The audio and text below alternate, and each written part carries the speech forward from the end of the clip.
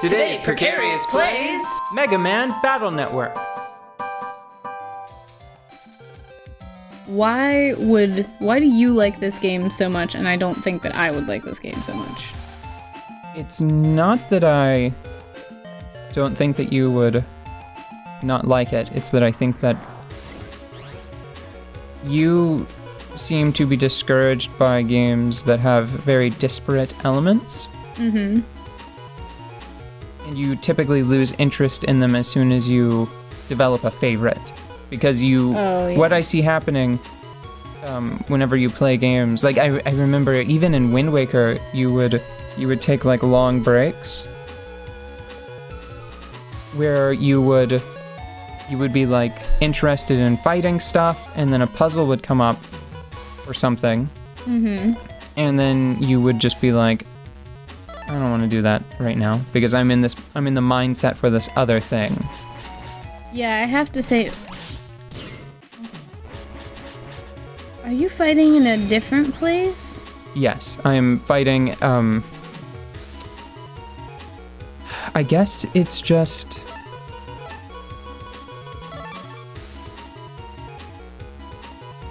How to say, the equivalent of a Game Boy Link cable arena? Oh, yeah.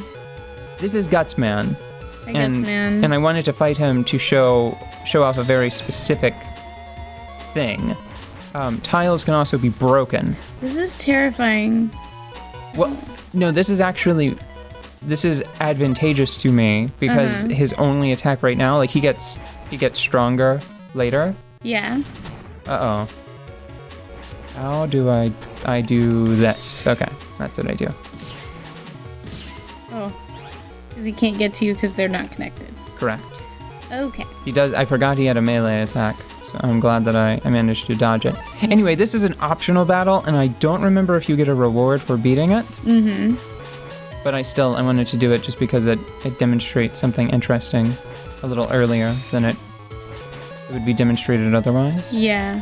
Oh, am I gonna get him? Okay, got him. That is pretty interesting. It's also interesting that you bring up my taste in video games, as far as like video games that have disparate elements. I don't like them as much, or at least I get distracted from them more easily. Mm-hmm. Because I guess when I play video games, I'm not going to play them for the sake of playing video games. So I don't pick up a video game and go, yay, a video game. It is a video game and I'm going to play it. I pick up a video game and I go, I want to do something challenging to my reflexes, and then I will go pick up Bayonetta. Mm-hmm. Or I want to think about strategy, and then I will pick up Fire Emblem.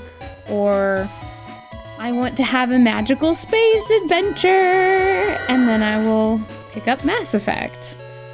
You know, space D&D is always nice. So I kind of compartmentalize different games, and I the variety that's present in a lot of games doesn't help me, because I get to like a certain point in a game that has a complete like shift in what you're doing. So then I have to remember what part of the game I'm in and whether or not I want to play through that right now, and what dungeon I'm looking at, and are there a lot of puzzles, and do I really feel like fighting that boss at this moment? Because I play games very sporadically.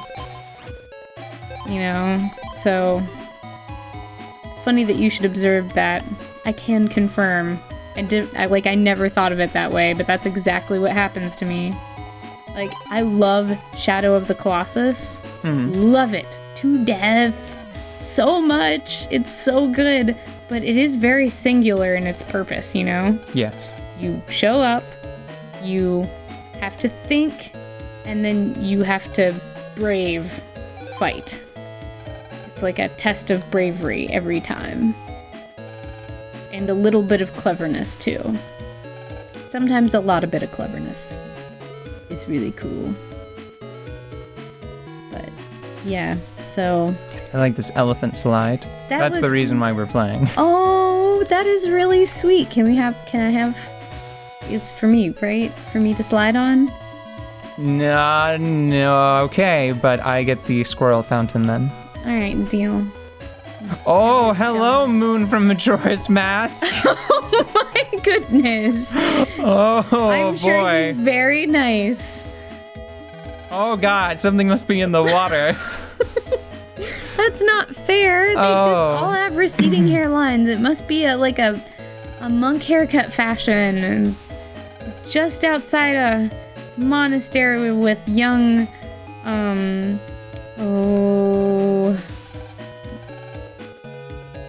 young friars. No, what is it called when you dedicate yourself to religion? Acolyte?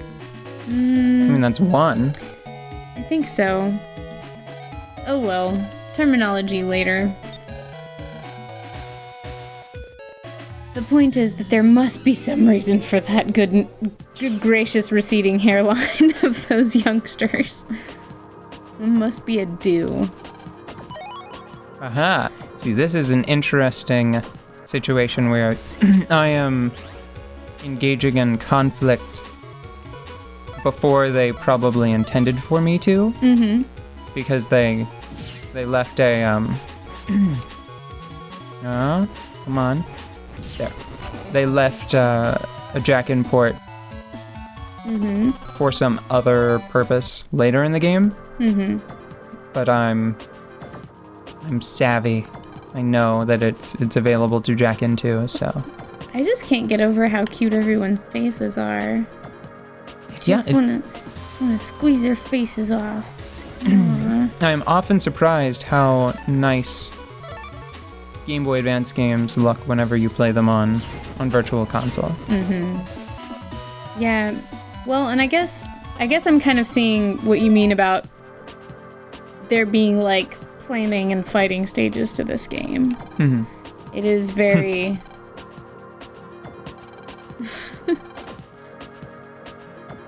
woof woof. Woof woof. But it is very clear that there's kind of like this lull of walking around and getting prepared and then going in and fighting. Yeah, I mean it goes in a couple of stages, right? Because everything is like very subdued whenever you're walking around as Lan. Yeah. And then whenever you become Mega Man, things get somewhat more intense, but you are still able to just walk around. But then as soon as a fight happens, then it's like the planning, the final like prep screen, and then go time.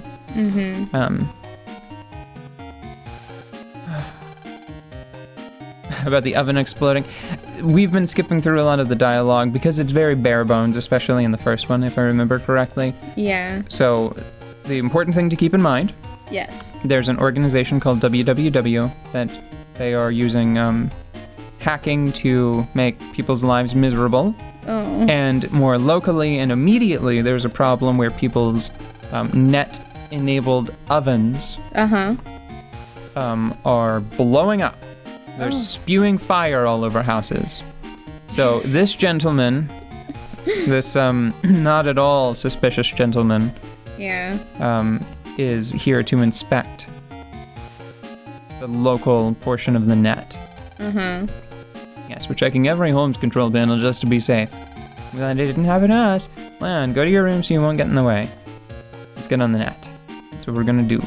So are we gonna spy on this guy who's checking your stove? We're 10. Okay. We don't have a thought in our heads except for Meryl's gross, but she's kind of cute. Ew, girls, but she smells nice. Yeah. She kind of smells nice. That's what that scene was earlier. I skipped a lot of it, especially, I was eager to skip through it, especially because I tested this before we played it on my Game Boy Advance. Yeah. Like with my original copy. Yeah.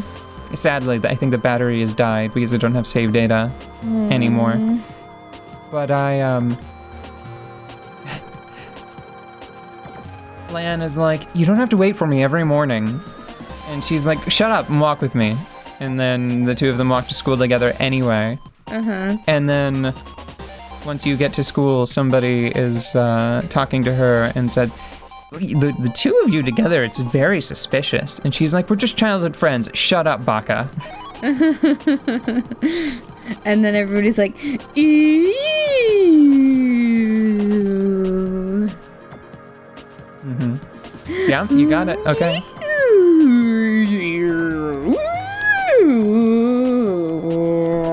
So now I do have a short-term objective where I can't remember her name. Is that a door? I don't think this is a door. I have a short-term objective, which is to find a pet,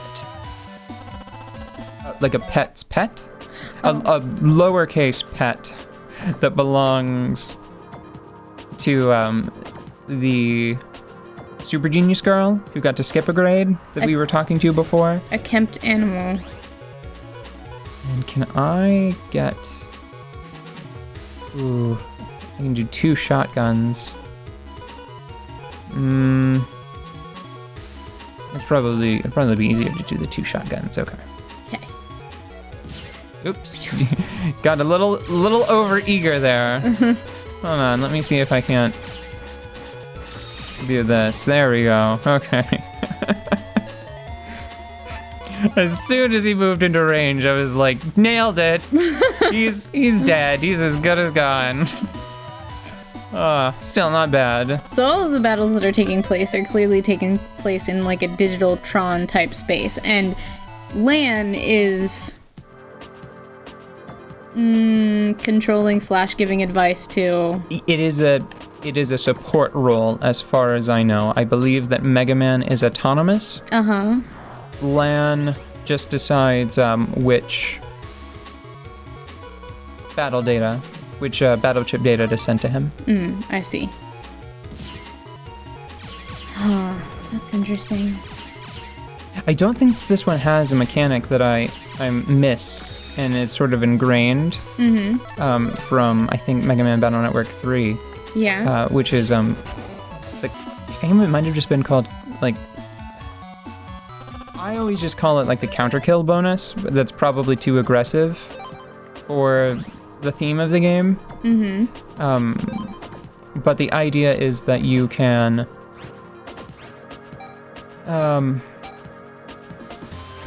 you can kill an enemy as they are attacking.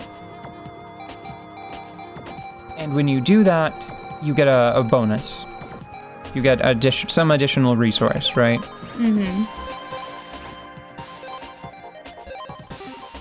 So if you ever see me waiting for just the right moment to attack someone, it's because you're used to a bonus that isn't in this version of the game because you like the third one a lot more. Yes. Okay. But I want to do them in order, and I have a secret goal of actually playing the second one. So what's gonna be in here? You're not good at secrets because you just told everybody your secret. You're gonna have to I'm good at this secret. Because we're gonna have to wait a whole new episode to find out what's in the mystery data. Okay, good. Secret level up.